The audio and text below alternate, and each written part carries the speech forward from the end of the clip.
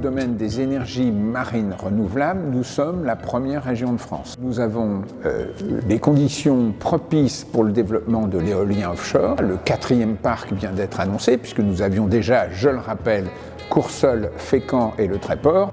L'industrialisation de ces parcs éoliens offshore ne se fait pas à l'étranger, elle se fait en Normandie, chez nous, avec des installations au Havre et à Cherbourg pour tout ce qui est fabrication, et pour la maintenance, ce sera à Ouistreham et à Fécamp, et dans une moindre mesure au Tréport.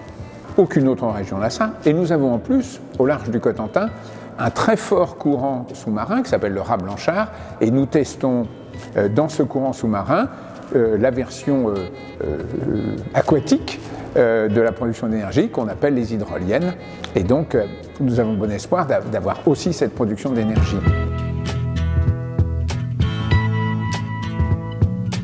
On va commencer par la méthanisation. Nous considérons que c'est une solution très intéressante, puisque je rappelle qu'à partir de matières qui sont méthanisables, c'est-à-dire des biodéchets, nous leur donnons une deuxième vie en produisant du biogaz. Ce biogaz va être injecté dans les réseaux et va donc, en quelque sorte, produire du gaz vert d'origine agricole normand. Ça, c'est quelque chose que nous encourageons fortement. Nous travaillons la mobilité hydrogène et très récemment, au Havre notamment, sous l'impulsion du maire du Havre et du président de la communauté urbaine, nous avons décidé, avec l'aide de la région, de regarder les implications industrielles de l'hydrogène, notamment pour des véhicules de traction sur le port du Havre, sur des pilotines pour aller porter les pilotes sur les navires, sur des trains, et on va probablement tester un quart sur la liaison Évreux-Rouen.